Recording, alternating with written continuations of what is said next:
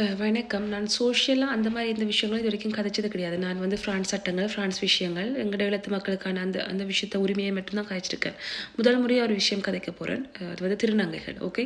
So நிறைய பேர் ஒரு விஷயம் ஒன்று நீங்க விளங்கிக் கொள்ளணும் என்னென்று சொன்னால், திருநம்பி, திருநங்கை, ஆண்பால், பெண்பால் 4 விதமான மக்கள்கள். ஓகே.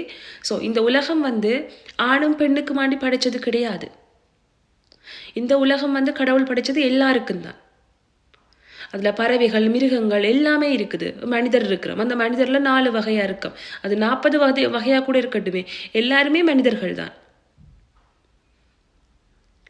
என்ன சொல்றது, ஒருத்தரை கிண்டல் பண்ணுறதும் ஒருத்தரை கேலி பண்ணுறதும் அவை வேறு பாலினமாக இருக்கிறோம்ண்டு. ஏன் அவை இருந்தால் என்ன பிரச்சனை? எல்லா விதமான மக்களும் தான் இருக்கணும். ஆண்பால் பெண்பால் வந்து எப்படி கடவுள் படைச்சாரோ அதனால் அதே மாதிரி தானே திருநங்கையும் திருநம்பியையும் படைத்தார். கடவுள் தானே படைச்சது. அதையே நீங்கள் விளங்கிக் கொள்றீங்கள். அவைக்குன்னு ஒரு பேரை வச்சு, அவைக்குன்னு ஒரு பட்ட பேர் வச்சு, அதை கூப்பிடுறதும் அதை கதைக்கிறதும் நோ. அப்போ அவையிலும் உங்களை பார்த்து கூப்பிடலாமே, உங்களுக்கு ஒரு பட்ட பேர் வச்சு தண்டி. ஏன்னா அவையை பொறுத்த வரைக்கும் நீங்கள் வேறு பாலினம் தானே.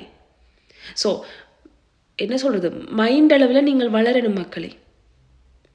உலகம் என்றது கடவுள் படைச்சது எல்லாரும் வாழ்றதுக்காண்டி, நீங்க மட்டும் வாழ்றதுக்காண்டி கிடையாது.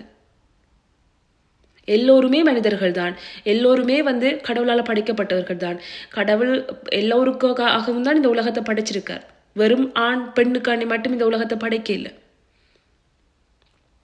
உங்களோட மைண்டில் நீங்கள் அதை ஏற்றுக்கொள்ளுங்க. ஃபஸ்ட்டு மனிதாபிமானத்தோடு இருக்க பழகுங்கோ. மனிதாபிமான விஷயங்களை செய்ய பழகுங்கோ. நான் இந்த மாதிரி சோஷியல் விஷயங்கள் சொல்கிறது கிடையாது நார்மலாக. பட் எனக்கு இந்த விஷயம் மட்டும் ஏனோ சொல்லணும் போல் இருந்தது. நான் ரீசெண்டாக 2-3 வீடியோக்கள் அந்த மாதிரியே பார்த்து கொண்டிருந்தேன் நான். அண்டு ஒருத்தங்களை பார்க்கவும் செஞ்சேன் நான். ஹிந்தி ஒரு திருநங்கை ஒருத்தவங்க, அவங்க ஒரு வீடியோ ஒன்று போட்டிருந்தவங்க.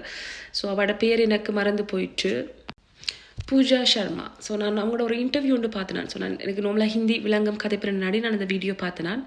அப்போ அதில் நான் பார்க்கும்போது அவ சொன்ன ஒரு விஷயம் எனக்கு அதை ரொம்ப டச் பண்ணது. ஸோ அதனால தான் நான் இது ஒரு ஷேர் பண்ணுவோம்னு நினச்சேன் நான். உலகம் என்றது எல்லாருக்கும் படைக்கப்பட்டது. எல்லாருமே வாழ்றதுக்காண்டி படைக்கப்பட்டது.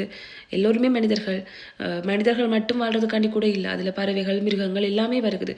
ஸோ கடவுளால் படைக்கப்பட்டவை தான் எல்லாரும். ஸோ எல்லாருக்கான மரியாதையும் கொடுக்கணும். அதுதான் நாங்கள் மனிதர்ன்றது ஃபஸ்ட்டு காட்டும். மனிதாபிமானத்தில் இருக்கிறதுக்கு பேர் தான் மனிதர்கள். அரியண்டமான செயல்களும் அரியண்டமான விஷயங்களும் செய்கிறதுக்கு பேர் வந்து மனிதர்கள் கிடையாது. ஸோ எல்லோரையுமே ரெஸ்பெக்ட் பண்ண பழகணும்னு நான் நினைக்கிறேன்.